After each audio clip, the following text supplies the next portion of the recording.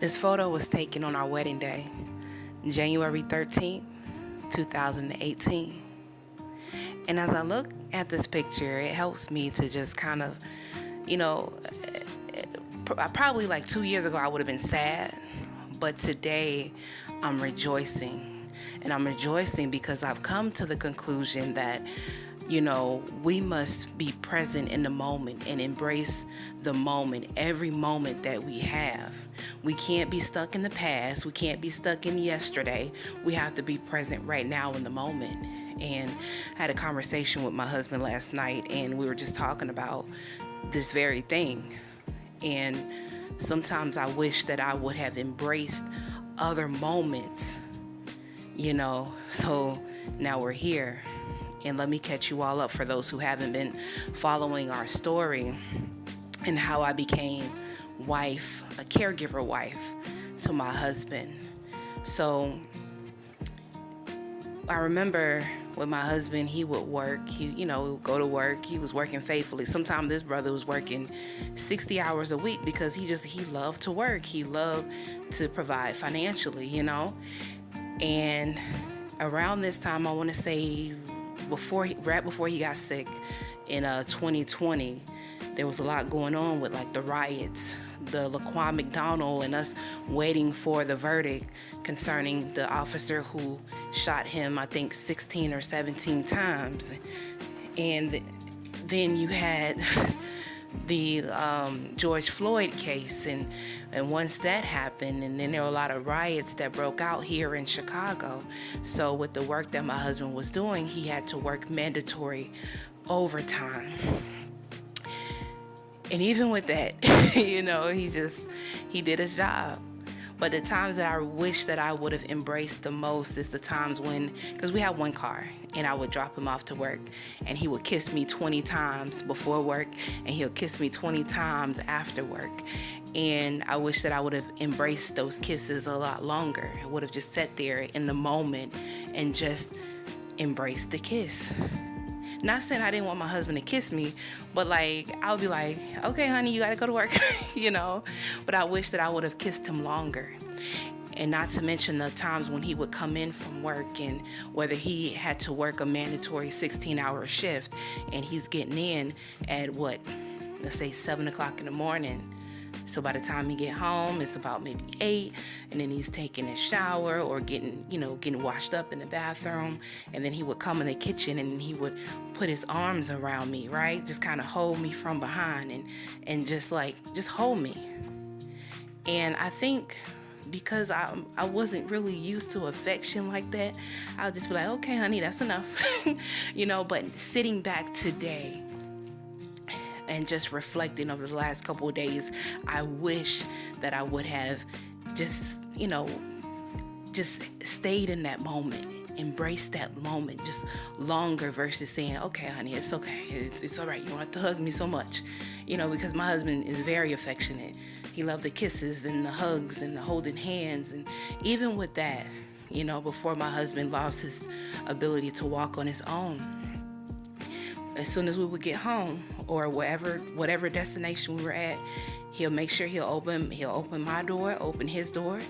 And funny thing about this, I would watch one of my pastors from growing up, Pastor Jackson, and I remember him and his wife had picked me up one day, and we went to a basketball game, and I noticed just how he would treat Mrs. Jackson, how he would open the door for her, every door, and I was like, this is beautiful, because I had never seen that before. I'd seen that on movies, but to see that happening with this couple, and they've been married for many years now, I think over 40 years they've been married, but to see how Pastor Jackson would open the door for her, and that was the desire that I had. Like, if I was to get married, I want my husband to do that. And look, I got married. And while my husband still had his ability to be able to walk on his own, he did that. He opened the doors for me. Every door. Now, things are a little different. So once I help him get to our, the front door or whatever door of the establishment that we're going to, he's able to hold the door open, and I'll let him do that. But when he was able to fully do that, I wish that I would have embraced those moments even more. And then the way he would hold my hand and how he would walk on the outside of the road. We're on the sidewalk. He'll stand on the side where the road is so that he'll be able to protect me. That was something my daddy did when me and my daddy would take long walks and stuff like that. And my daddy would make sure he stand closer to the road just in case a car come. And look, God gave me the desires of my heart with a husband that was able to do that. So I say all this to say, I want to encourage you to focus on the moment. If you with your spouse, you with your boo, your husband, your wife, embrace those moments. I'm not saying that your situation gonna turn out like ours, because we don't know what tomorrow holds. We don't know what the next second or the next moment holds. So while you're in the moment right now, enjoy that moment. Embrace that moment. Please.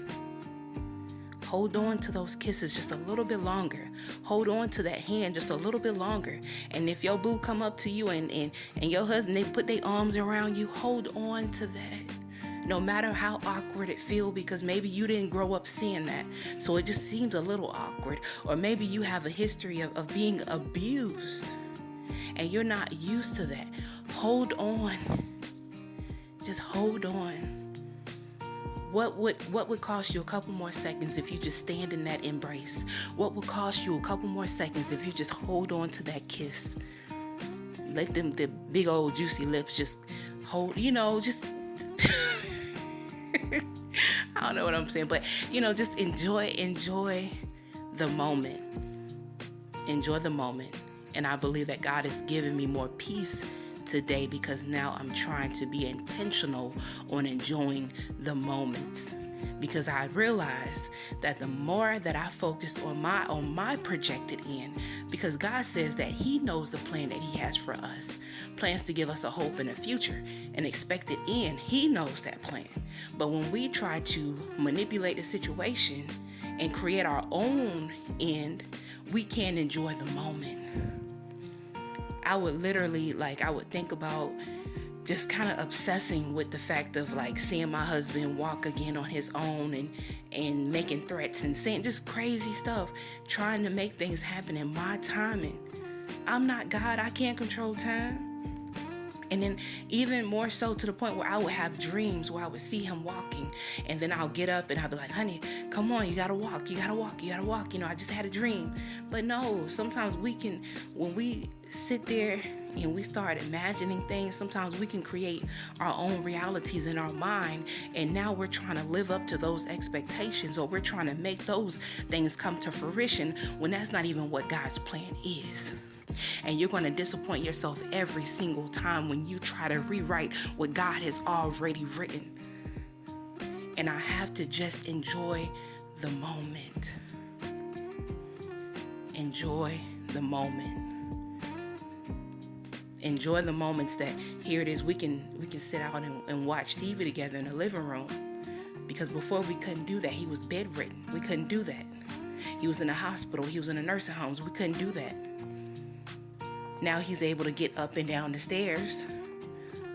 He hold on to the rails. That's why the nurses and the social workers and physical therapists, they be like, whenever he's hospitalized, and then they try to make a plan to say, okay, well, we can send him to a nursing home. I'm like, no, we going home. He can walk up them stairs. And they be like, what? I'm like, yeah. I'm like, he can walk up the stairs, but he can't just walk on his own. I'm like, no. But he can walk up them stairs. God gives him the strength to walk up and down those stairs. So just embrace those moments. And that's that piece. Embrace the moment.